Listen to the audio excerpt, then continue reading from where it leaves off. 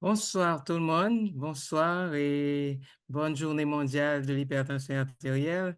Et je remercie tous ceux-là qui sont présents à l'heure avec nous.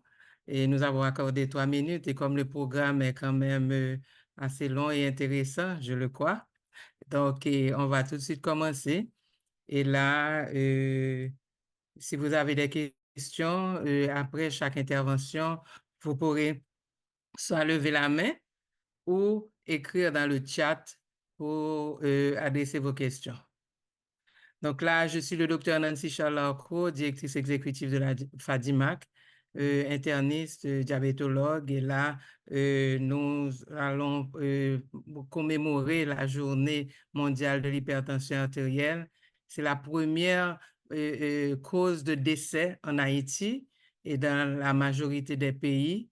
Et là, avec toutes les complications que ça entraîne, donc c'est important de parler et de faire du bruit et d'attirer, de sensibiliser la population sur ce problème.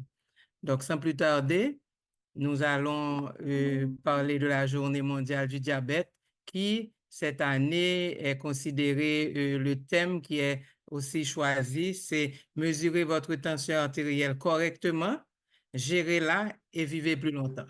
Donc, c'est conclu et on va le voir avec les interventions que c'est avec les interventions que alors, la journée mondiale de l'hypertension artérielle, ça c'est toujours lapsus, mais pardon.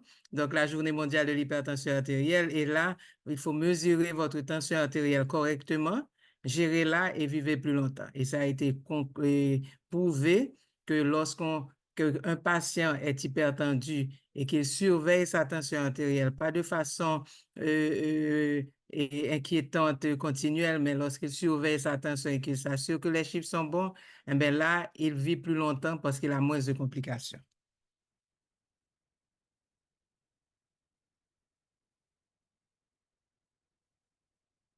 Donc, la journée mondiale de l'hypertension artérielle a pour objectif, premièrement, d'augmenter la sensibilisation du monde entier sur l'hypertension artérielle. Deuxièmement, de promouvoir la justesse dans la mesure de la pression sanguine, spécialement dans les pays moyens, à moyen ou bas revenus. Je m'explique. Ça veut dire que souvent, les gens se prennent leur tension à la va-vite et des chiffres tensionnels sont élevés et au bas, et là, ça, ils n'arrivent pas à interpréter. Donc, le docteur Moïse va expliquer comment prendre la tension et là, vous aurez quand même les informations pour avoir une mesure de votre tension de façon adéquate. Donc, les actions menées pour justement cette sensibilisation autour de la journée mondiale de l'hypertension artérielle. Donc, ce sont les dépistages de l'hypertension artérielle. Vous pouvez aller n'importe où. On peut contrôler votre tension et aussi la mesure des chiffres tensionnels. Il faut connaître quels sont les chiffres, les bons chiffres, après quels chiffres il faut aller. Et là, on vous en parlera tout à l'heure. Deuxièmement, d'autres actions qui sont menées à travers le monde, toujours autour de la journée mondiale de l'hypertension artérielle, c'est l'éducation sur la modification du mode de vie et la réduction du sel dans l'alimentation. Malheureusement, ce n'est pas le thème d'aujourd'hui. Donc, avec objectif final, c'est diminuer dans les communautés à travers le monde des cas de stroke, donc l'AVC, de maladies cardiovasculaires et de maladies rénales. Et ce sont vraiment les complications qu'entraîne l'hypertension artérielle mal contrôlée. Donc, nous, la FADIMAC, qui sommes-nous, pour ceux-là qui ne nous connaissent pas et avec cette initiative que nous avons eue aujourd'hui pour commémorer la Journée mondiale de l'hypertension artérielle. Donc, nous sommes une organisation à but non lucratif desservant la population haïtienne depuis plus de 37 ans. Donc, nous sommes reconnus d'utilité publique par le ministère de la Santé publique et aussi nous avons un protocole d'accord signé avec le ministère de la Santé publique qui reconnaît la FADIMAC comme une entité médicale pouvant donner une assistance technique dans la gestion du diabète et des maladies cardiovasculaires. Donc là, c'est le docteur René Charles qui a été le fondateur avec sa femme et le groupe de Lions Club qui ont démarré la FADIMAC, d'abord l'Association haïtienne de diabète, ensuite la FADIMAC. Et là, c'est toujours avec sa même auréole que nous continuons à travailler. pour la communauté haïtienne, avec comme mission, c'est d'aider les personnes affectées par le diabète et les maladies cardiovasculaires à mieux vivre avec leurs conditions. Et comme activité, la FADIMAC en a plein. Elle est certainement en présentiel, mais on va arriver au virtuel. Donc, les classes éducatives journalières que nous avons, du matériel éducatif avec le sous-plat que nous avons créé, Evelyne Fleury-Milfort et moi, pour notre public haïtien. Et là, nous avons plein de cliniques au niveau de la FADIMA qui sont offertes pour le diabète, l'hypertension, la maladie rénale et j'en passe, tout ce qui est affiché sur cette planche, puisque ce n'est pas l'objectif de la rencontre d'aujourd'hui. Donc ça, ce sont quelques images que nous avons de la FADIMA, de nos cliniques et aussi de notre personnel, le médecin et psychologue qui suivent nos patients. Et aussi, nous essayons d'avoir des médicaments à un prix abordable et des dons de médicaments quand c'est possible. Nous avons aussi une clinique des pieds où on diminue, on essaie le plus de diminuer les risques d'amputation chez les patients diabétiques. Mais cette clinique est ouverte à toute personne avec des problèmes aux pieds. Et là, ce sont des images de cette salle, de notre grande salle de clinique des pieds. Nous avons un programme pour les enfants et les jeunes avec le diabète de type 1 et nous essayons d'améliorer leurs conditions de vie et en leur fournissant de l'insuline et des appareils de contrôle pour leur glycémie. Et nous faisons aussi la formation du personnel médical. Donc là, et en plus de tout cela, la FADIMAC travaille sur le terrain avec la sensibilisation, le plaidoyer et des interviews. Et là, et ça, c'est pour vous montrer que vraiment, c'est un élément important dans la sensibilisation de la population haïtienne. Donc là, et nous avons donc les commémorations des journées mondiales. Le 14 novembre, c'est pour la journée mondiale du diabète. Le 17 mai, donc aujourd'hui, la journée mondiale de l'hypertension artérielle. Et le 29 septembre, la journée mondiale du cœur. Donc, et sans plus tarder, nous allons introduire notre collègue, et je parle de mon fils adoptif, le docteur Kédi Moïse, qui est actuellement en Guadeloupe faisant une formation en cardiologie depuis janvier 2024 et il a été résident-chef à l'hôpital La Paix pour sa formation en médecine interne et aussi il a une formation en sonographie cardiaque et aussi il a travaillé à la FADIMAC pendant au moins 2 ans où il a vraiment amélioré les services offerts au niveau de nos cliniques et mis des protocoles pour que les patients aient une prise en charge holistique et adéquate pour leur pathologie. Donc, Kédi, je te laisse le micro pour pouvoir informer notre public de ce rôle important du patient dans sa propre prise en charge, dans la prise en charge de son hypertension artérielle, parce que les médecins, à eux seuls, ne peuvent pas aider les patients si eux, ils ne sont pas compliants et en se prenant en charge. Merci. Est-ce que je peux partager mon écran?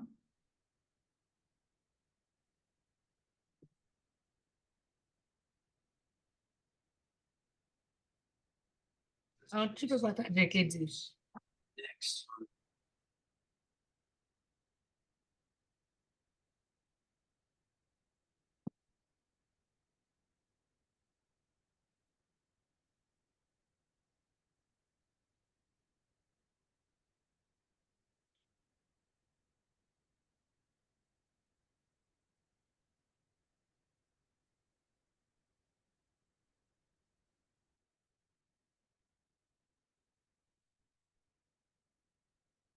D'accord, vous voyez mon écran?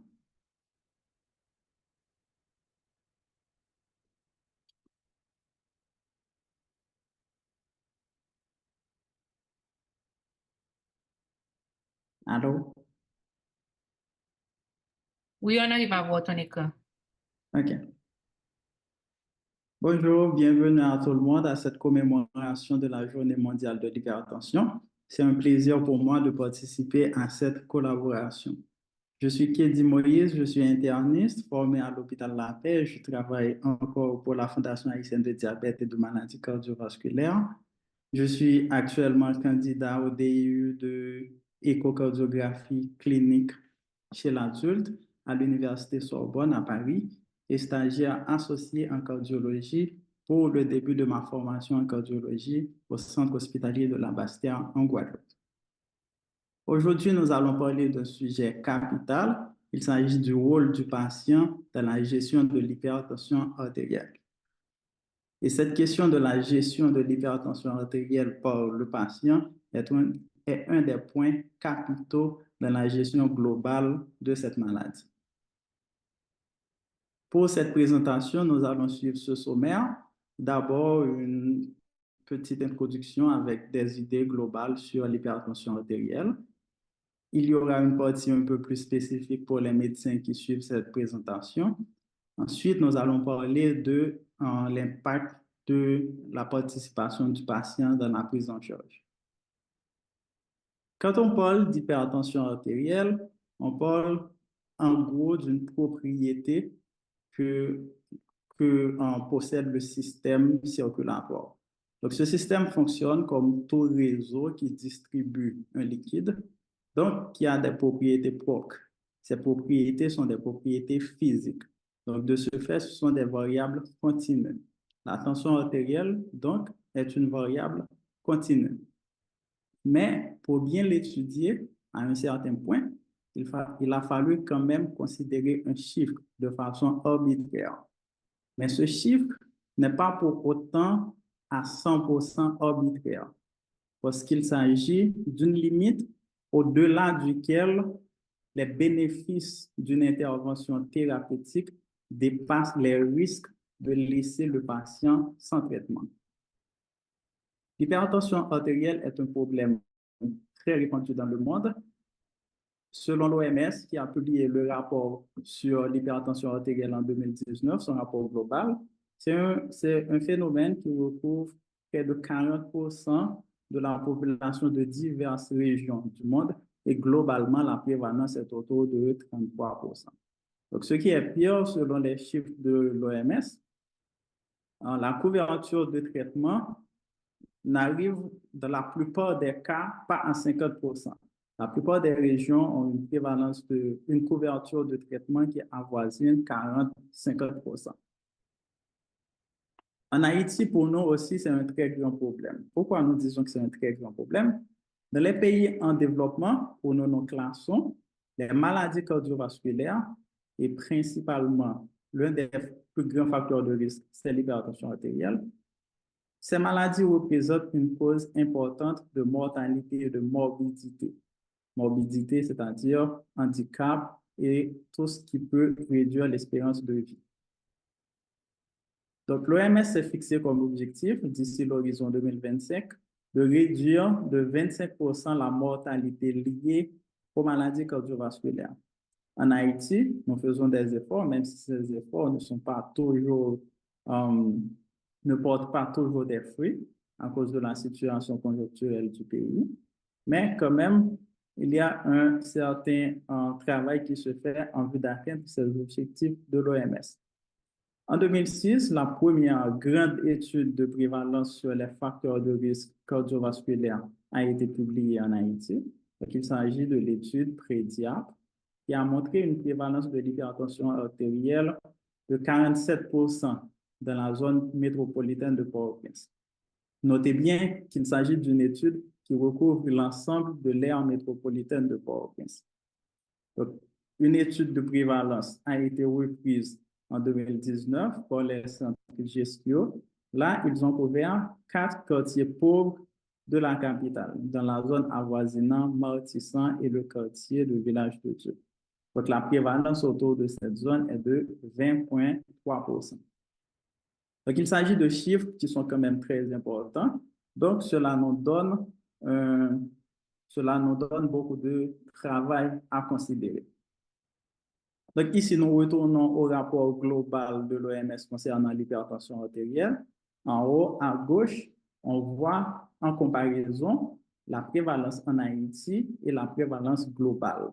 La prévalence globale qui est autour de 33%. Et en Haïti, nous sommes autour de 45% et un peu plus de 45%. Et le problème ne se résout pas si nous regardons la courbe qui est en bas à gauche. Donc, nous voyons l'évolution de cette prévalence au fil du temps.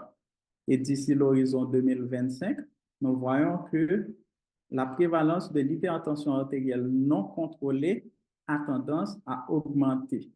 Donc, ce qui montre que les efforts que nous déployons ne sont encore pas suffisants. Surtout si nous regardons ce qui se passe au niveau du schéma qui est en haut à droite, nous voyons qu'en Haïti, il y a seulement 28% de patients hypertendus qui sont traités. Et parmi ces 28% qui sont traités, seulement 8% sont contrôlés. Donc, nous pouvons dire à ce point qu'il s'agit d'un désastre en préparation.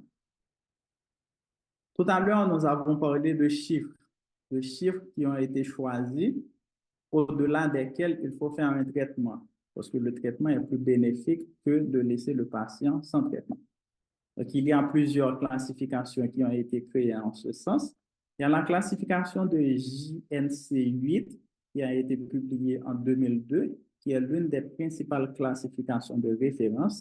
Donc, dans cette classification, une tension artérielle normale est inférieure à 120 sur 80. Donc, inférieur à 12 par 8 cm de mercure.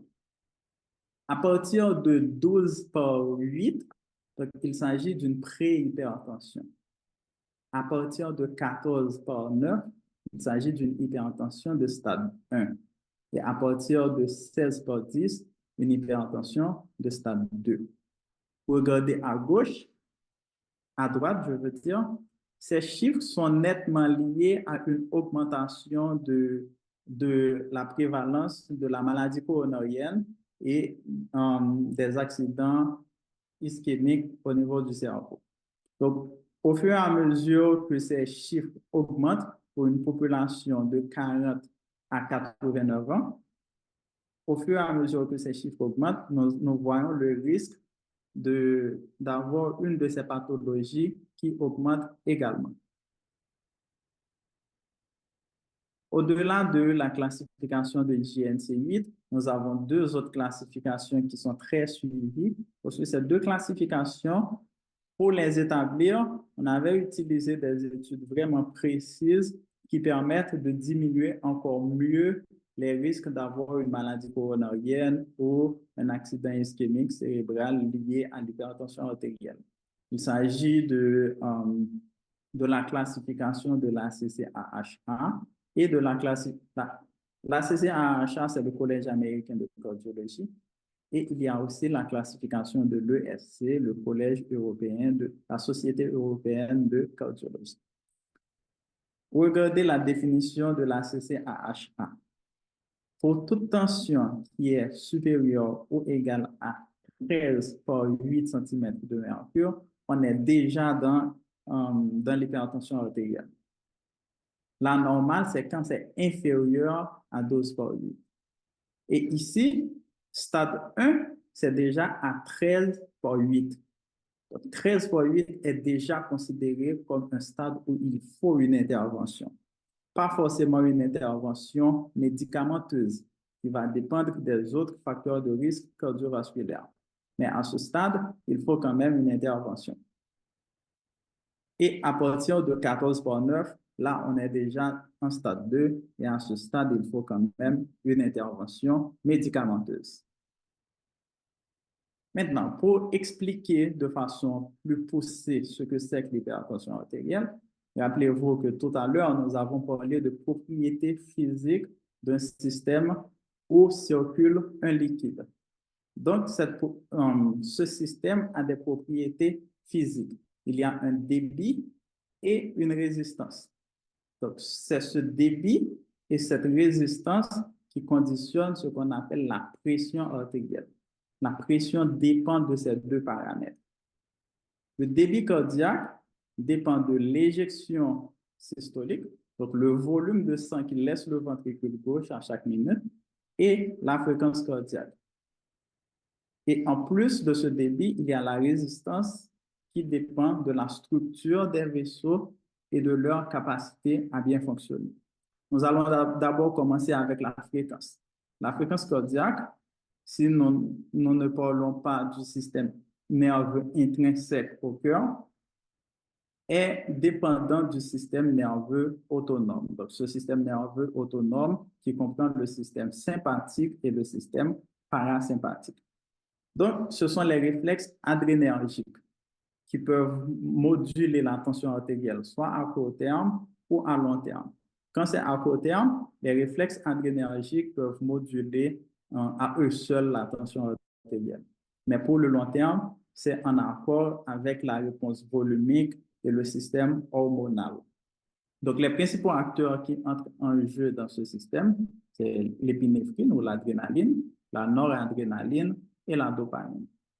Donc, du point de vue volume, nous avons le sodium, donc le sel, qui est le principal déterminant du volume extracellulaire. Donc, tout ce qui est en rapport avec le volume qui circule, là, il s'agit du sodium comme principal déterminant de ce volume. Donc, à partir d'une augmentation de l'apport en sodium qui dépasse la capacité des reins de l'excréter, nous allons avoir une expansion du lit intravasculaire. Donc, le liquide, le volume qui est à l'intérieur des vaisseaux va augmenter. Donc, le débit cardiaque va augmenter si nous voyons le produit. Et dès que le débit cardiaque augmente, la pression artérielle augmente. Et face à une augmentation du débit cardiaque, la résistance périphérique va aussi augmenter et ça va encore renforcer l'hypertension artérielle. Dans le jeu hormonal, nous avons le système rénine, angiotensine, aldostérone, qui est un système très important dans la régulation volumique de l'organisme. Donc, c'est un système très sensible. Dès qu'il y a une baisse ou une impression de baisse de la tension artérielle ressentie par le système spécialisé juxtaglomérulaire rénal, dès qu'il y a cette baisse, ce système qui sent cette pression va activer le système rénine-angiotensine-aldostérone.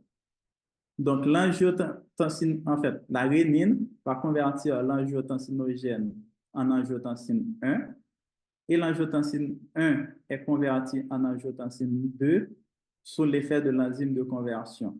Et l'angiotensine 2 va favoriser la sécrétion d'aldostérone, la sécrétion de vasopressine, et ces deux hormones vont entraîner tout ce qui a rapport avec la rétention hydrosodée, l'augmentation de la volémie.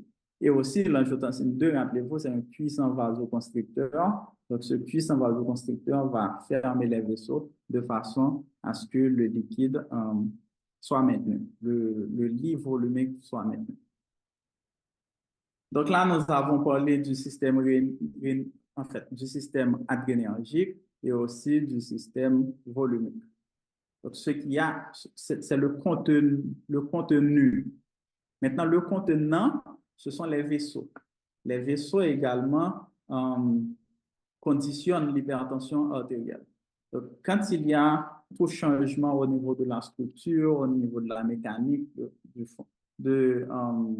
du fonctionnement de ces vaisseaux, donc leur compliance a tendance à diminuer et dans ce cas, on a une augmentation de la tension artérielle. Donc, récemment, on a pu mettre en évidence le rôle d'autres paramètres dans la gestion de l'hypertension artérielle, parmi lesquels l'oxyde nitrique, qui est sécrété au niveau de l'endothélium vasculaire, donc toujours le fonctionnement des vaisseaux. Et aussi, il y a l'endothéline qui joue un très grand rôle dans la résistance, dans la vasoconstriction, donc ce qui augmente la résistance périphérique. Le système immunitaire également joue un rôle. Donc, tous ces paramètres, quand ils ne sont pas bien cadrés, quand ils ne sont pas bien régulés, vont nous donner cette maladie qui est l'hypertension artérielle. Et le gros problème qu'on a avec cette maladie et qui fait qu'on est obligé de la prendre en charge, c'est que ça peut aboutir sur des accidents cardiovasculaires. Quand nous faisons la prise en charge de cette pathologie qui est une pathologie chronique, toute pathologie chronique demande une prise en charge qui est adaptée. Donc, une prise en charge qui est adaptée à une pathologie chronique est une prise en charge centrée sur le patient. Donc, ici, vous pouvez voir une petite illustration qui montre que tout autour du patient, il y a tous les professionnels de santé et les autres encadreurs du système de soins. Mais au milieu, nous avons le patient. C'est lui qui est l'acteur principal. C'est lui qui gère. Les autres sont là en soutien. Donc, quand nous parlons de gestion de l'hypertension artérielle par le patient, il y a plusieurs points qui sont centraux. Il y a d'abord le régime approprié et le style de vie. Donc, régime approprié, plusieurs régimes ont été testés par rapport à leur effet sur l'hypertension artérielle. Donc, nous savons que les deux régimes qui, classiquement dans les études, ont montré un effet pour diminuer les risques de complications, ce sont les régimes DASH et le régime méditerranéen. Donc, ce sont des régimes qui sont surtout à base de fibres, à base de fruits et de légumes frais.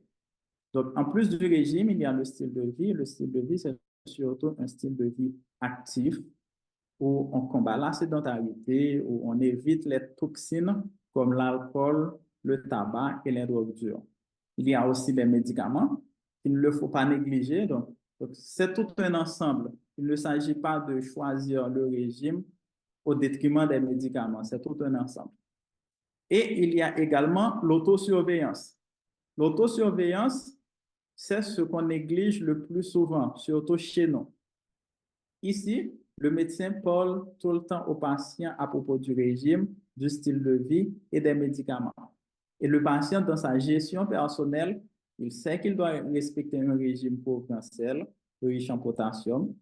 Il sait qu'il doit faire des exercices physiques. Il sait qu'il doit prendre ses médicaments, mais il ne sait pas forcément qu'il doit faire l'autosurveillance. Il ne sait pas qu'il doit disposer d'un appareil et il ne sait pas comment surveiller son hypertension artérielle. Donc, nous allons voir tout ça. En plus en fait, nous, comme médecins, quand nous parlons aux patients, nous voyons uniquement tout ce que vous voyez ici sur le côté gauche. Mais le patient, lui, il voit autre chose. Pour le patient, c'est toujours une balance. Et sur cette balance, il y a tout ce que le médecin préconise, ce qui est sur la gauche, et à droite, tout ce qui conditionne sa vie.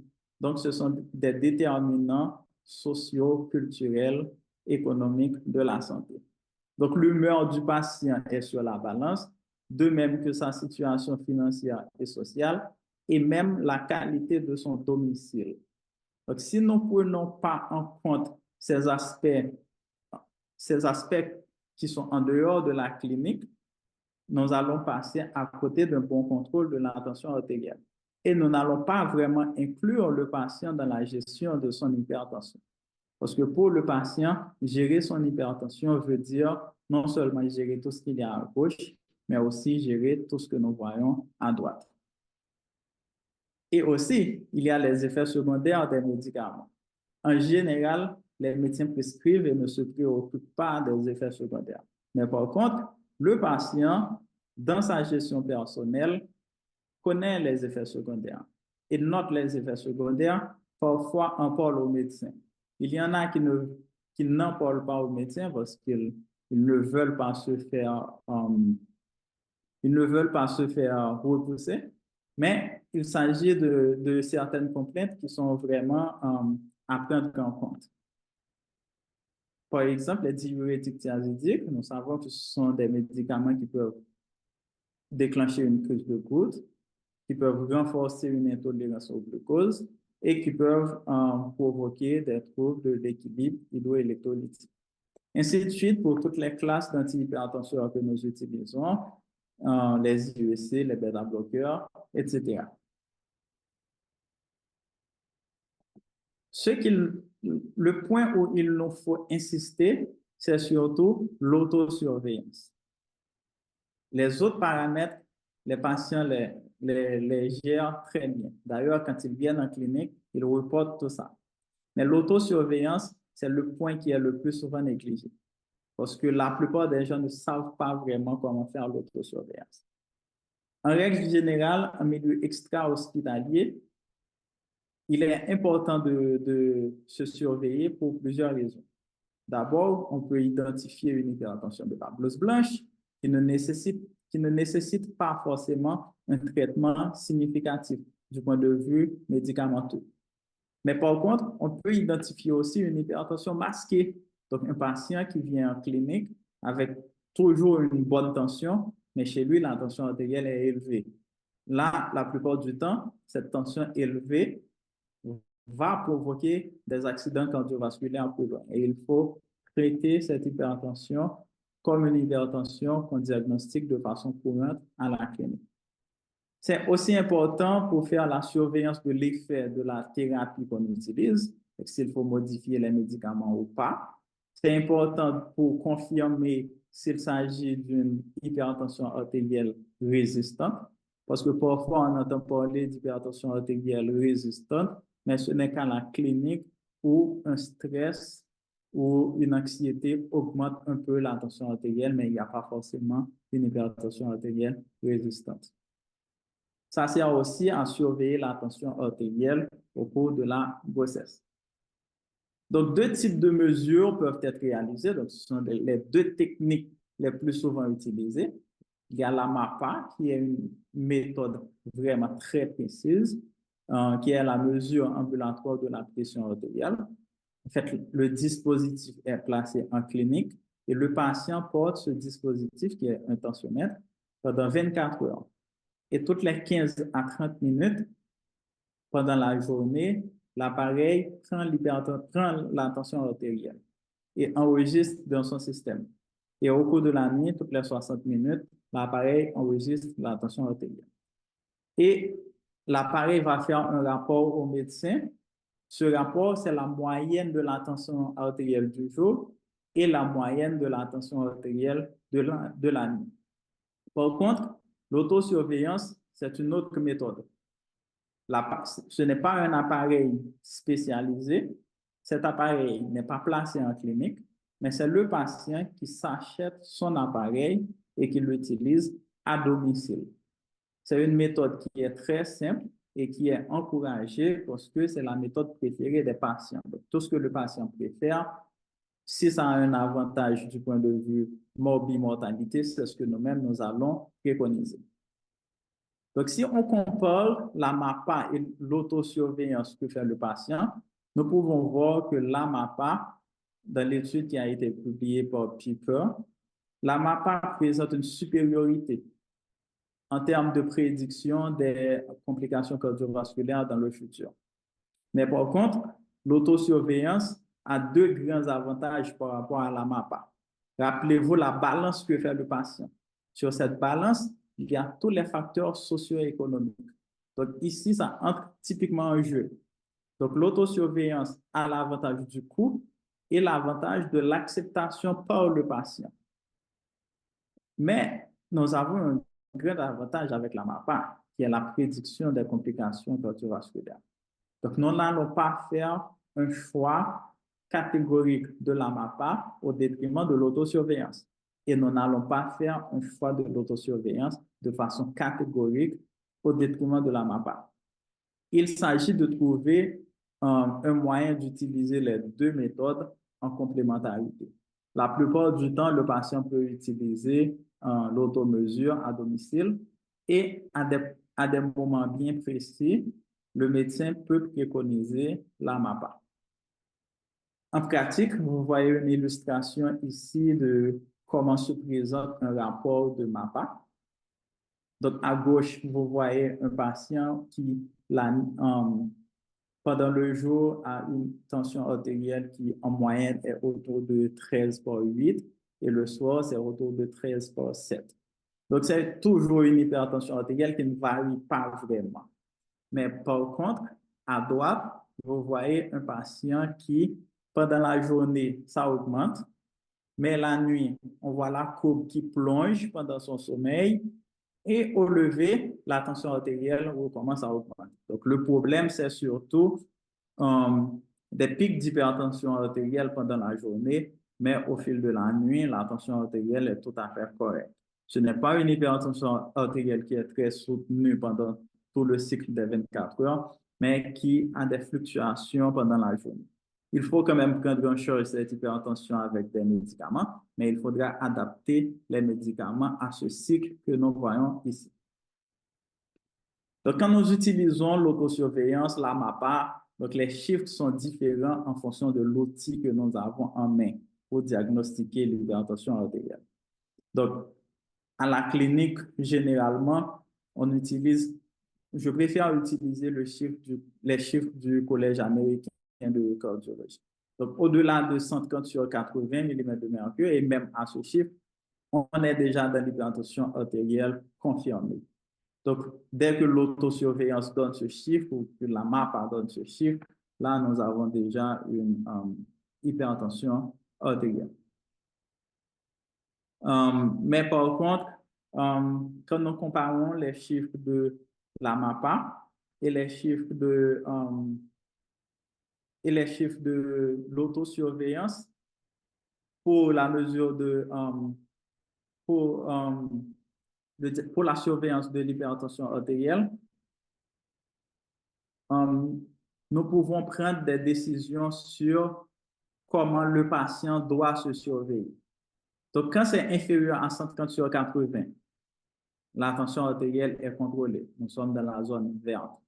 Donc, dans cette zone verte, le patient va continuer avec ses médicaments comme ordinairement et continuer avec les mesures une fois par semaine en gardant tous ses rendez-vous et en surveillant son régime hygiéno-diététique. Mais dès que nous atteignons 140 sur 90, donc 14 par 9, là, il faudra augmenter la surveillance. Au lieu de faire une fois par semaine, le patient va faire 2 fois par semaine, avec une possibilité qu'il y ait un ajustement thérapeutique. Si la tension arrive à 15 par 9,5, là, on va faire la surveillance tous les jours. Et en surveillant tous les jours, si on a 3 jours consécutifs avec 15 par 9,5, il faudra appeler le médecin pour faire l'ajustement thérapeutique qui est demandé. Donc là, c'est une zone jaune. Ce n'est pas une zone où il faut aller aux urgences, mais c'est une zone où il faut vraiment surveiller la tension tous les jours. Si pendant 3 jours c'est élevé, on appelle son médecin pour l'ajustement thérapeutique. Si on a une tension à 16 par 10, rappelez-vous que c'est déjà le stade 2 de l'hypertension artérielle selon le Collège américain de cardiologie. Ce stade 2, c'est un stade où des complications majeures peuvent survenir. Donc, si on voit ce chiffre, on se met au repos et on réévalue la tension artérielle. Si on réévalue 3 fois après 30 minutes, à 30 minutes d'intervalle, et on trouve toujours plus de 16 par 10, à ce moment, il faut classiquement alerter son médecin. Si on a des chiffres à 18 par 12, avec des symptômes, à savoir la tête qui tourne, la tête qui fait mal, des saignements au niveau des narines, le cœur qui s'emballe ou une douleur abdominale ou du sang dans les urines, là, il faut aller tout de suite aux urgences. Maintenant, quand on fait la mesure à domicile, quelle technique utiliser pour que les chiffres soient de vrais chiffres et non des chiffres qui ne veulent pas dire grand-chose? Il faut que le patient soit assis au repos, le dos bien appuyé contre une chaise ou peu importe, les 2 pieds posés au sol et le bras où on va prendre la tension artérielle reposé sur une table ou autre chose qui est à la hauteur du cœur. C'est important que le bras soit à la hauteur du cœur. Donc, je reprends. Patient au repos, la vessie vide, le dos appuyé, les 2 pieds posés au sol, le bras appuyé au repos et non tendu, et le brassard de taille adaptée qui est à hauteur du cœur. Maintenant, quel bras choisir? Ça, c'est un sujet qui a été controversé pendant un certain temps. Donc, en général, on doit le faire au niveau des 2 bras. S'il y a une différence de systolique de plus de 20 mm de mercure, là, il faut alerter son médecin. S'il y a une différence de plus de 10 mm de mercure au niveau de la diastolique, si ça peut se reproduire à chaque fois qu'on vérifie sa tension artérielle, il faut avertir son médecin. Donc, mais si c'est seulement 10 mm de mercure au niveau de la systolique ou 5 mm de mercure au niveau de la diastolique, là, ce qu'on préconise, c'est d'utiliser le bras où la tension artérielle est le plus élevée. Donc, c'est ce bras qui dit la valeur vraie de la tension artérielle. Maintenant, pourquoi c'est important pour nous de faire toute cette surveillance? Donc, selon le même rapport global sur l'hypertension artérielle publié par l'OMS en 2019, ces chiffres concernent typiquement Haïti. Il ne s'agit pas d'autres pays, il ne s'agit pas de la situation globale, mais typiquement Haïti. Pour les deux sexes, il y a une augmentation, en fait, la mortalité prématurée liée aux maladies cardiovasculaires est d'environ 31%. Et nous avions 31 100 décès liés aux maladies cardiovasculaires. Et 60% de ces décès sont imputables à l'hypertension artérielle. Donc, ce sont des décès qu'on peut prévenir.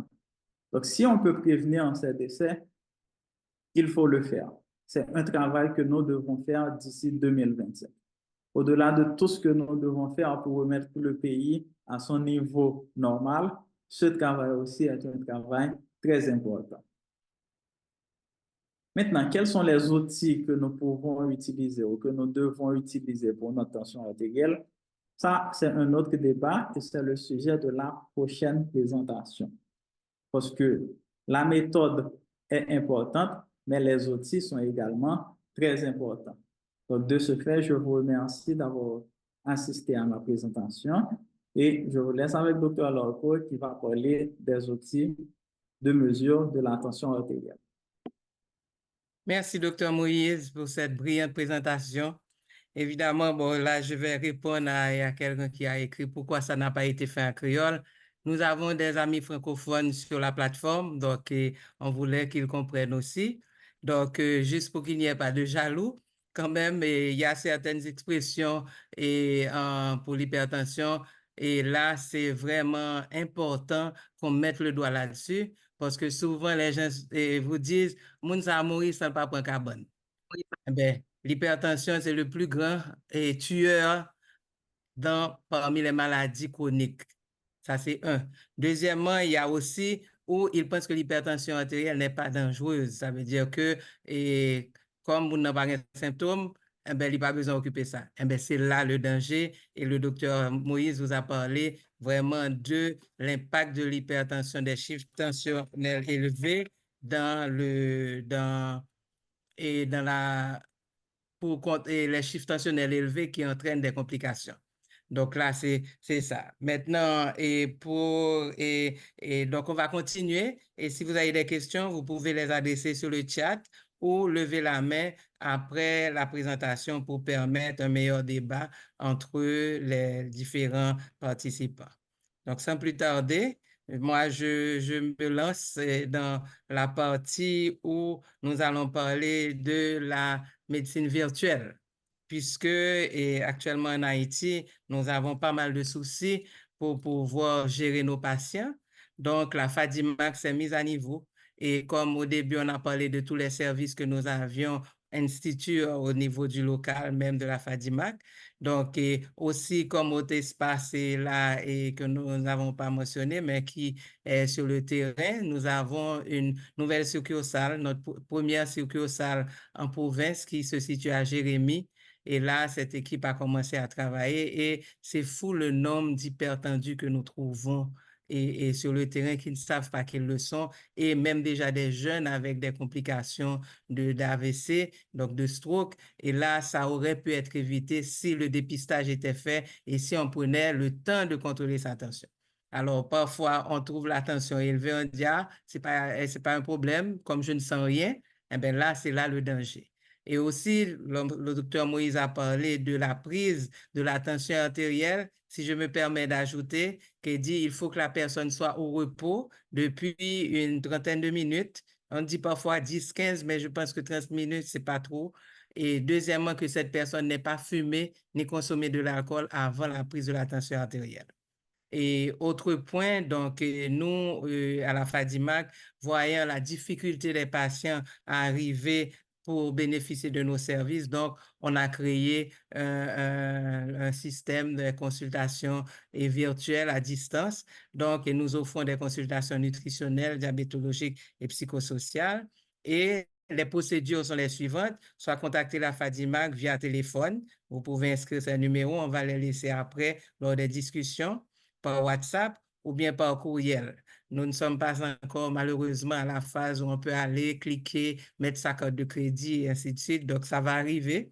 D'accord? Donc, la personne va réserver son rendez-vous, payer par mon cash, par virement bancaire ou même envoyer payer directement à la FADIMAC.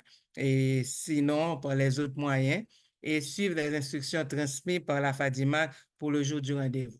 Parce que c'est important, par exemple, lorsqu'on a une consultation virtuelle, il est important de préparer cette consultation. Et là, par exemple, si c'est pour le diabète, il est important d'avoir des résultats de la dernière semaine. Pour la glycémie, si c'est pour l'hypertension artérielle, les chiffres tensionnels. Comme l'a montré le docteur Moïse, il est important que le patient puisse rapporter au médecin les chiffres à la maison, parce que ce sont ceux-là que nous allons utiliser pour vraiment démarrer des médicaments, alors que si les chiffres sont déjà borderline, les habitudes dans la façon de vivre et dans la façon de manger et aussi dans la façon de diminuer son stress, c'est important pour cette gestion.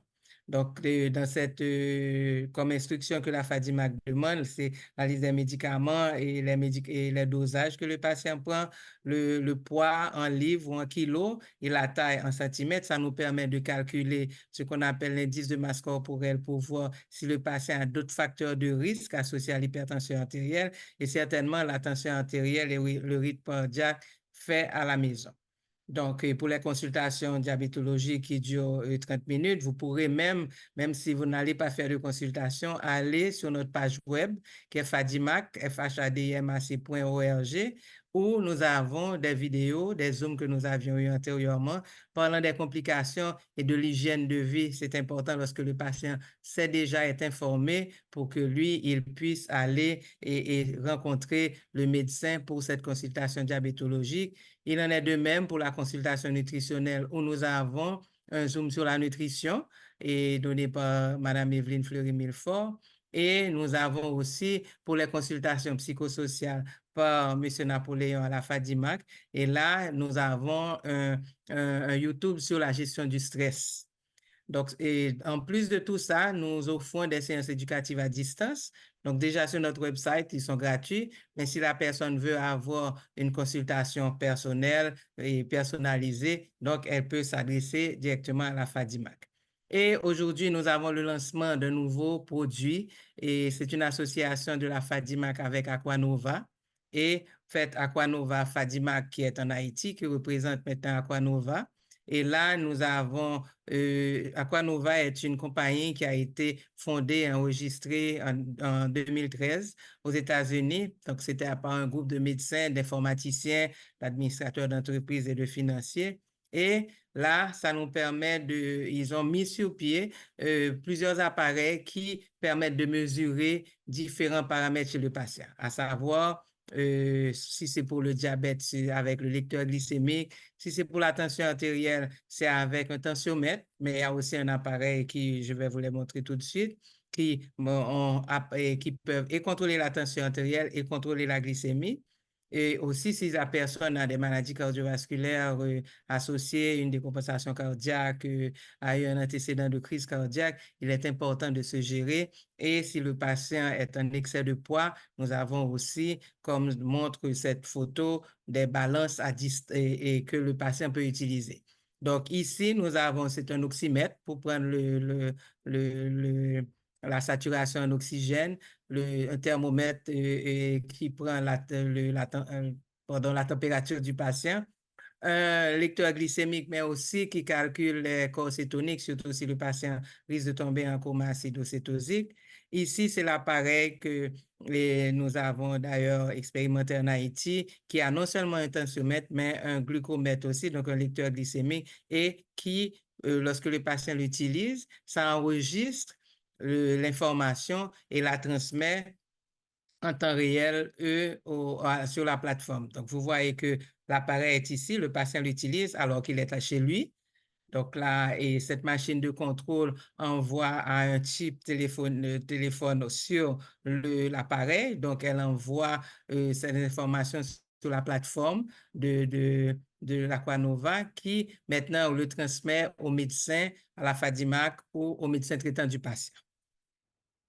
Et ici, nous avons donc la technologie quand même, ces informations sont transmises en temps réel et tout alors que le patient est chez lui. Donc aussi, le médecin, lui, comment il intervient, il analyse les dossiers, les données qui sont transmises, et il fait les évaluations, des recommandations, et si nécessaire, il doit parler au patient pour ajuster le plan de traitement et fournir les conseils supplémentaires. Et là, le médecin a sa propre liberté de recevoir de son patient ses honoraires. Et là, c'est quand même ça demande quand même d'un téléphone intelligent, mais quand même à 3 ou 4, 5G. Donc, c'est quand même presque tout le monde peut en disposer de ce type de téléphone. Et la plateforme, pour y monter, il faut le nom, il faut le password. Donc, c'est très sécurisé. Et donc, le médecin, lui, ça lui permet d'avoir ses patients et à lui seul avec les informations qui lui sont données. Et il y a un menu que ça nous permet d'avoir le médecin là sur son téléphone. Ils peuvent vérifier par patient les mesures, si c'est la glycémie ou bien la tension ou bien le poids. Il peut tirer des rapports, il peut communiquer avec le patient, etc. Et nous avons ici, par exemple, lorsqu'il y a des chiffres qui sont plus élevés, comme le docteur Moïse a parlé, supérieurs à 130 ou 13 et par 80 et donc ici on a 81, 87, donc ça met en rouge et ça attire l'attention du médecin pour qu'il puisse quand même demander à son équipe de voir avec le patient, puisque le médecin ne peut pas tout le temps être au téléphone avec le patient, il n'en va de soi. Donc là, ça donne certains types de rapports que vous voyez ici, qui sont quand même assez intéressants, et des graphes aussi. Donc ça, le médecin va être formé, ou son équipe va être formée pour pouvoir interpréter ces graphes. Et aussi, par exemple, pour l'attention, vous voyez ici, dès que l'attention est élevée, ça paraît en rouge. Donc, c'est une alerte et pour le patient et pour le médecin. Et comme ça, ils se prennent et ils conversent pour pouvoir se prendre en charge. Alors, pour que le patient puisse mieux se gérer. Donc là, c'est les patients qui suivent pour la consultation nutritionnelle. Eux, ils peuvent gérer leur poids et ainsi avec le médecin qui le suit et pour une diète pour perte de poids. Donc ça, c'est pour le contrôle du sucre. Et là, c'est quand même assez intéressant à distance que le patient, alors qu'il est chez lui, qu'il puisse transmettre ces informations à son médecin ou à son équipe médicale pour avoir des ajustements. Donc quand même, c'est un service que nous offrons qui permet un diagnostic précoce, qui donne une meilleure gestion, donc une meilleure gestion des patients qui sont atteints de maladies chroniques. Donc lorsqu'on parle du cœur, des atteintes cardiaques, les accidents cérébrovasculaires et aussi les crises cardiaques, les insuffisances rénales, tout ça, ce type de suivi et ce sont des avantages. Donc, ça réduit aussi les complications, ça minimise les dépenses et aussi, comme nous tous, la majorité d'entre nous vivons en Haïti, ça diminue le risque de l'insécurité, surtout que nos patients, lorsqu'ils arrivent en clinique, leur tension est élevée, on est obligé de leur demander de s'asseoir, de leur parler calmement pour reprendre l'attention, puisque sortir dans les rues, souvent, ça occasionne des chiffres élevés. Et une telle prise en charge, ça permet aux patients de mieux se prendre en charge. Un patient qui connaît ses chiffres, que ce soit au niveau de ses contrôles de sucre, que ce soit au niveau des chiffres de la tension, que ce soit au niveau de sa saturation en oxygène ou de son poids, eh bien là, il a un leitmotiv pour mieux se contrôler et mieux se prendre en charge. Donc là, et la FADIMAC être à votre disposition pour pouvoir vous informer encore plus sur ces produits ici présents. Et là, nous sommes ouverts aux questions.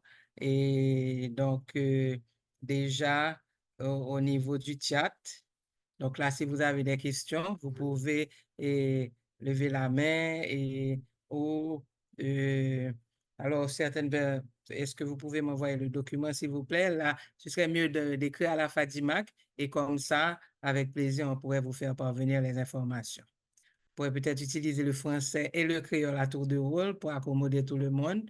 Je suis d'accord. Donc, parfois, c'est une déformation, mais si on a des questions, que ce soit en français ou en créole, nous pas un problème pour nous répondre. Et certainement, en appelant la FADIMAC, c'est sûr que c'est dans la langue maman nous pouvons parler. Alors, nous avons Docteur Moïse, et on a été édifié de ta présentation. Et alors, quelqu'un demande, certains pensent que la tension est contrôlée, qu'il ne faut plus prendre les médicaments. Ça définit, c'est vrai. Et là, puisque les gens ne sentent absolument rien, eh bien, pour eux, ils peuvent arrêter les médicaments. Et c'est ça l'objectif justement de notre question pour leur demander. C'est ça l'objectif pour réveiller la sensibilisation de la population pour leur dire c'est pas parce qu'on pas sentir rien pour pas prendre médicament. Il est important de contrôler la tension régulièrement. C'est pas comme si il faut paniquer ou bien il faut être comme esclave de sa tension, mais il faut connaître ces chiffres. Parce qu'en connaissant ces chiffres, on peut être mieux contrôlé. Donc là, et aussi, bon, certaines personnes parlent de si, comme on a dû passer à plier joint sur l'alimentation, mais c'est une chose qu'on voudrait démentir aussi. Les gens vous disent si on prend des feuilles vertes, eh bien, ça risque d'augmenter la tension du patient. C'est pas vrai, puisqu'il y a des hypertendus qui sont aussi anémiés, qui doivent avoir un apport en fer. Et les plantes sont les meilleures. Il suffit de ne pas ajouter de sel dans l'alimentation et en préparant les légumes.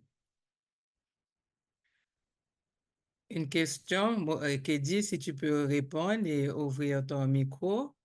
Quel conseil donneriez-vous à un médecin en province pour arriver à instaurer l'autosurveillance? Accès au matériel personnel difficile, accès au centre difficile. Tu veux répondre, Kédi?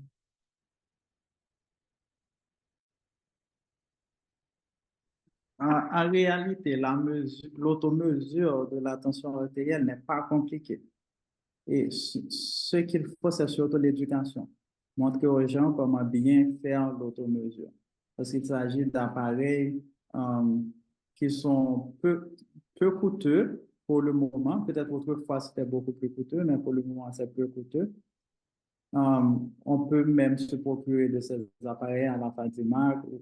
Si, par exemple, on a un centre qui est éloigné, on peut être affilié à la FADIMAC pour se procurer quelques matériels. Ou on peut... mais il y a quelque chose d'autre qui est important. On ne peut pas dissocier le système de santé de la situation globale du pays. Donc, si globalement, il y a beaucoup de limites en termes de déplacement et en termes d'accès aux institutions, c'est certain qu'il y aura beaucoup de problèmes pour avoir accès à certains éléments pour bien faire la surveillance. Mais une fois qu'il y a une situation socio et politique un peu plus stable, ce sera un peu plus facile pour les centres qui sont en province. Donc, le problème de proximité, c'est surtout un problème conjoncturel. Et aussi, c'est souvent, bon, lorsque tout sera rétabli, on l'espère, pas parce qu'on sera asphyxié, mais beaucoup de personnes reçoivent des téléphones intelligents. Ils ne pensent pas à demander à leurs parents de leur faire avoir un tensiomètre ou un lecteur glycémique. Pour le lecteur glycémique, il faut leur demander des lecteurs glycémiques qu'on a en Haïti, parce qu'une fois que les bandelettes sont terminées, l'appareil ne sert plus. Donc là, c'est un conseil à donner. Et il y a quelqu'un qui disait pourquoi à partir de considère-t-on la tension 12,8 comme préhypertension alors que chez certaines personnes, c'est une tension normale. Qu'est-ce que tu penses qu'elle dit? C'est une très bonne question. Ça soulève la question de l'individualisation de la prise en charge des diagnostics, tout ça, la précision des diagnostics. Effectivement, quand on prend ces grandes études qui établissent un chiffre, ce sont des études populationnelles. Donc, c'est ça, c'est quand on prend l'ensemble de la population et on voit vers quoi dans quelques années cette population tend à aller. Mais si on le prend du point de vue individuel, ça ne reflète pas forcément une courbe populationnelle.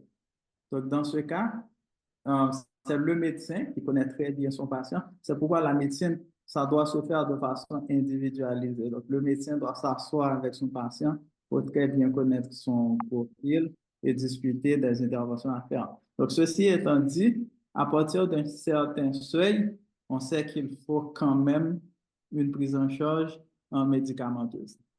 Mais certains patients à dose par 8 ne présentent pas forcément un risque élevé, surtout si on considère les autres facteurs de risque. Parce que les maladies cardiovasculaires, les complications cardiovasculaires athérosclérotiques ne dépendent pas uniquement de la tension artérielle. Il y a la tension artérielle, le cholestérol, le diabète et est-ce qu'on fume. Ça, ce sont les facteurs de risque les plus importants. Donc, le cholestérol, la tension artérielle, le tabagisme et le diabète. Ensuite, il y a les autres facteurs de risque qu'on va mettre sur la balance pour évaluer le risque. Et à ton ancien et chef de service, le docteur Assad, qui te présente ses compliments et plein succès dans tes études. Elle est fière de toi. Il y a de quoi, docteur Assad. Merci, Merci. merci, ça fait plaisir. Alors, il y a une question. Dans le temps, on nous disait que la diète et les exercices pouvaient contrôler une hypertension artérielle légère. Qu'en est-il aujourd'hui? Pardon, je n'ai pas entendu. Dans le temps, on nous disait que la diète et les exercices physiques pouvaient contrôler une hypertension artérielle légère. Et qu'en est-il aujourd'hui? Bon, le terme hypertension artérielle légère n'est pas un terme précis. Médicalement, on ne l'utilise pas vraiment. Donc, l'hypertension artérielle, si ce n'est pas associé à un risque cardiovasculaire intermédiaire à élevé, on peut le gérer avec la diète, l'exercice physique, le changement de style de vie. Si les chiffres n'arrivent pas au-delà de 140 sur 90. OK. Une parenthèse, les personnes qui lèvent leurs mains, laissez la main levée, je vais vous pin et vous demander de vous mettre et vous retirer on mute. Donc, s'il vous plaît, laissez votre main levée, je vais arriver quand on aura un trou pour répondre. Tu peux permettre pour le moment. Je peux, OK. Pour qu'il ne soit pas fatigué, même si c'est une image de la main levée.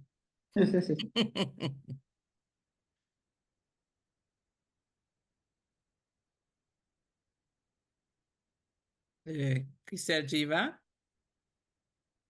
J'ai pin la personne et elle doit unmute. iPhone, la personne n'a pas de nom, je ne sais pas. Ah, voilà.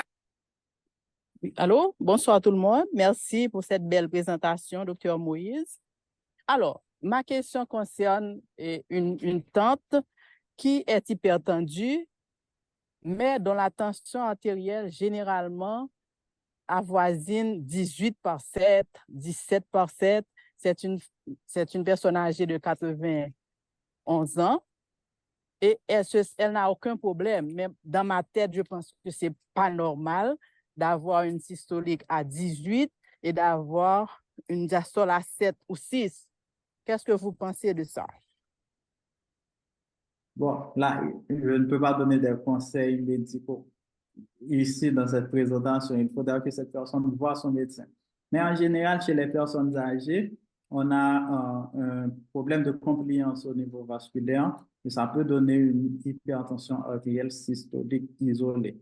Mais au-delà de ça, parfois, on a une grande différence entre la systolique et la diastolique. En général, quand ça dépasse 40 à 50, on doit rechercher d'autres causes. L'anxiété peut provoquer un grand différentiel.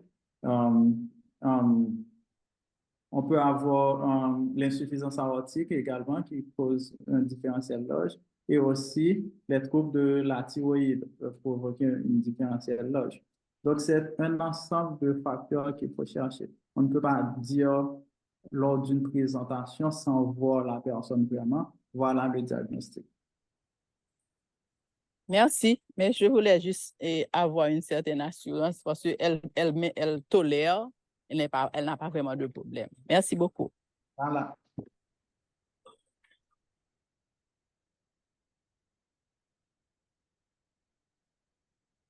Estelle, qui est-ce que tu appelles? Il vaut mieux dire le nom de la personne ou comme ça, la personne saura que c'est elle qu'on a identifié pour parler.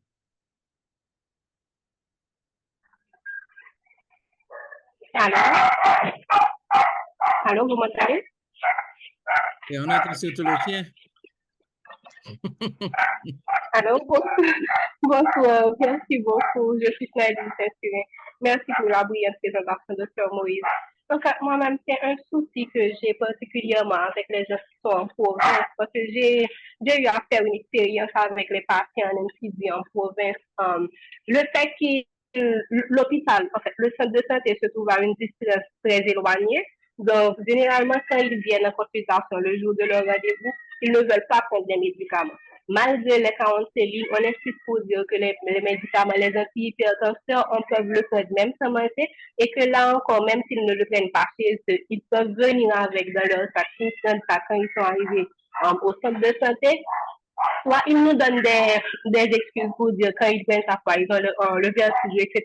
Donc, ils nous donnent un tas de symptômes, donc ils ne veulent pas prendre des médicaments. Mais généralement, on disait que prendre les antihypertenseurs, même sans manger, ça ne cause pas de problème. Donc, j'aurais aimé savoir, est-ce que ça vraiment ne cause pas de problème? Parce qu'avec les patients là, ils refusent de prendre ça quand ils ont les rendez-vous et on ne sait vraiment pas comment faire le counseling pour qu'ils puissent prendre leurs médicaments. Merci beaucoup. On peut prendre les médicaments sans manger, ce n'est pas un problème. Avant le premier repas, on peut prendre ces médicaments. Maintenant, le problème que vous soulevez là, c'est un problème de système. Donc, c'est un problème de programme. J'aime pas trop l'idée d'accuser le patient en quelque sorte. Mais là, il faudra voir le problème de façon systémique. Je ne sais pas si l'institution où vous êtes ou si le programme où vous êtes a un gestionnaire de programme. Donc, le gestionnaire de programme, c'est lui qui doit faire l'évaluation pour savoir où est-ce qu'on peut faire une amélioration de la qualité des soins. Dès qu'il y a un souci dans un système, le plus souvent, il ne s'agit pas des individus. Les individus, le plus souvent, ne donnent pas de problème. Ce sont les mécanismes du système qu'il faut revoir. Donc, il y a des professionnels adaptés pour ça dans chaque programme. Est-ce qu'il y a d'autres mains levées? Et il faut ajouter aussi dans les effets secondaires dont tu avais parlé aussi, qui dit, tu n'as pas mentionné l'impotence sexuelle. Et c'est le grand drame pour les hommes. Ah oui, et même un patient qui est arrivé en insuffisance rénale parce qu'il refusait de prendre ses médicaments pour la tension, non seulement parce qu'il n'avait pas de symptômes, mais parce que pour lui, ça le rendait impotent et donc il avait choisi le bas plutôt que le haut. Malheureusement, vraiment, là, il est en attente de dialyse et de greffe de rein. Donc là, ça aurait pu être évité si la personne était vraiment consciente de l'impact des chiffres tensionnels élevés sur les organes cibles tels que le cœur, les reins, le cerveau.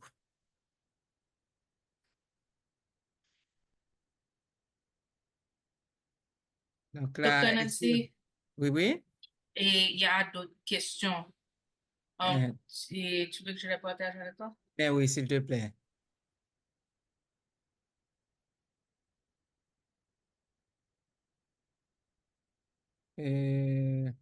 Quand pourra-t-on espérer d'avoir les implants sous-cutanés qui comprennent un réservoir d'insuline qu'on peut renflouer le contrôle en tout temps de la glycémie qui est transmis au téléphone et l'administration automatique de l'insuline. Alors, c'est notre ami le docteur Bijou qui formule cette demande. Et au fait, c'est vrai que c'est disponible en dehors d'Haïti.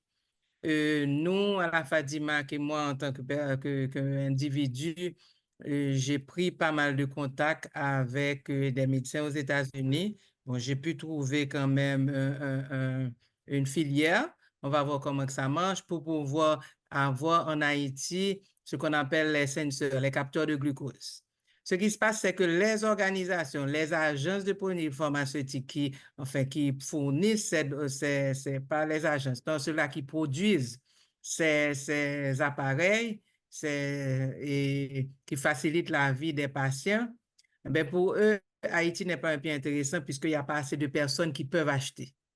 Donc maintenant, le prendre aux États-Unis, qui est le plus proche de nous, et à Saint-Domingue, c'est plus cher, mais le prendre aux États-Unis, maintenant, ces agents, ils demandent à ce qu'un médecin aux États-Unis fasse une prescription. Donc là, on y travaille. Bon, d'ailleurs, nous avons plusieurs patients en Haïti avec leur pompe à insuline, leur capteur de glucose, mais on y travaille là-dessus. Ne t'inquiète pas, Fonfon, j'espère que bientôt, on pourra y parvenir. D'accord? Donc, cette question-là, graphique et Chris, et la question sur la diète et les exercices, je pense qu'on a déjà parlé. Et est-ce qu'il y a une diète spécifique pour les hypertendus et surtout quoi ne pas manger? Qu'est-ce dit? Oui, il y a plusieurs études qui ont mis en évidence un type de régime qui pourrait aider à contrôler la tension artérielle. Je dis bien qui pourrait aider, mais non pas à lui seul qui peut contrôler la tension artérielle. Donc, il y a le régime DASH. On peut chercher le régime DASH, D-A-S-H. Donc, ça s'appelle l'approche diététique pour arrêter l'hypertension artérielle. En fait, c'est un régime à base de fibres et à base de légumes frais, pauvre en sel et riche en potassium. Donc, ce qu'il faut surtout éviter, c'est le sel. Donc, le sel, comme je vous ai dit, le sodium, c'est le sodium est le facteur le plus important dans la gestion du volume extracellulaire. Le volume extracellulaire est important dans la détermination de la tension artérielle. Donc, tant que le sodium augmente, tant qu'on ingère le plus de sodium, on a plus de risque d'avoir une hypertension artérielle.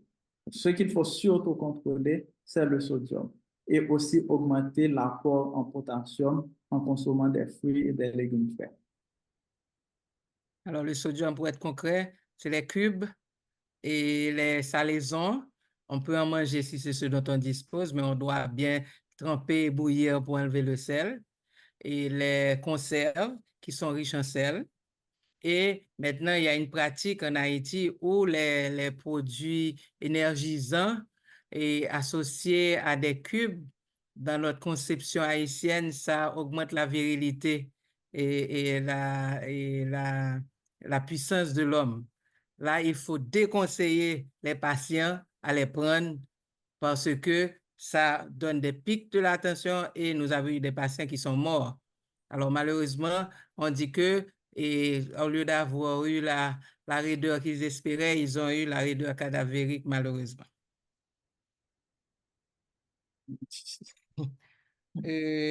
Voilà, il y a quelqu'un qui a demandé de nous contacter, donc on a envoyé les informations.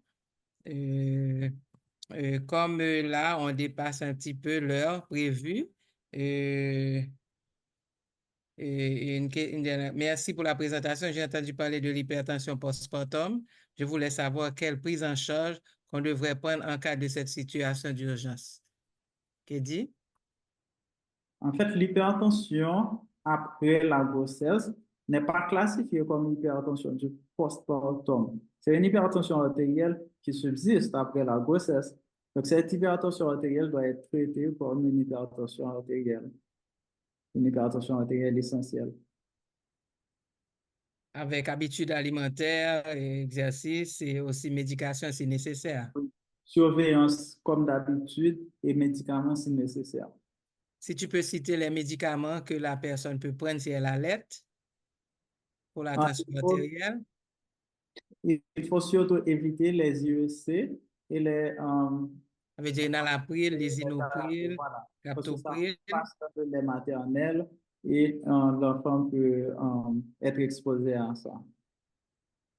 Donc, je cite quand même enalapril, ramipril, péridopril, lisinopril, et les ARA2 sont les sortants, valsortants et candessortants, etc. D'accord. Merci à ceux-là qui nous félicitent. Et aussi, longue vie à la Fadima. On y compte bien. Là, puisque nous essayons d'avoir maintenant des ramifications en province, et Dieu nous permettra, s'il le veut bien, que ça puisse se faire. Et comme nous avons de jeunes médecins brillants, donc nous avons grand espoir que quand même notre médecine pourra aller de l'avant et ne pas rester ce qu'elle est présentement. Donc là, s'il n'y a plus de... Christelle, il n'y a plus personne qui aurait la main levée. Eh bien, sans Non, plus il tarder... n'y a Hein? personne. Il n'y a personne d'autre. D'accord. Eh bien, sans plus tarder, nous vous remercions de votre présence et d'être resté. Je pense que nous sommes arrivés. Tu peux me dire, Christelle, à combien de personnes dans le Zoom? On était arrivé à 100 personnes. Donc, quand même, c'était quand même gratifiant pour tous les efforts qui ont été mis pour cet événement. Et là, les informations que vous recevez, transmettez-les aux autres. Souvent, on reste et comme on ne sent rien, on ne fait rien. Ou bien, si on a un petit symptôme un jour, dès qu'on me fait mal, me tête fait mal, on traverse sur le voisin et on lui demande son médicament. Là, on peut avoir de grands pépins. Et donc là, on vous recommande vraiment d'aller de monter sur le website de la Fadimac, à savoir fadimac.org, pardon, www.fadimac.org. Et là, je remercie chaudement le docteur Moïse qui a accepté spontanément d'animer cette conférence, puisque c'était le clou du sujet vraiment, et il était important que les patients ou ceux-là qui suivent cette conférence, qu'ils aillent après pour inciter les gens à contrôler leur tension artérielle. Il y a des éléments à suivre, comme le docteur Moïse a recommandé, et il faut le faire sur plusieurs jours. Donc, l'autosurveillance est importante. Et là, avec les moyens que nous avons, les consultations virtuelles et le nouveau programme Aquanova que la Fadimac travaille là-dessus. Donc, vous pouvez aller sur notre website et avoir des informations en plus. C'est facile de nous écrire info@fadimac.org ou les autres, vous allez trouver nos autres informations sur le website. Je sais qu'il y a pas mal d'internautes ici dans la présentation. Donc là, je vous souhaite une bonne soirée et je vous souhaite une fête du drapeau avec beaucoup de sérénité et beaucoup de prières pour que notre pays sorte dans ce tambour, dans cette boue et malheureusement que nous présentons au monde entier parce qu'il y a beaucoup d'Haïtiens valables qui peuvent le faire. Bonne soirée à tous et bonne fête du drapeau.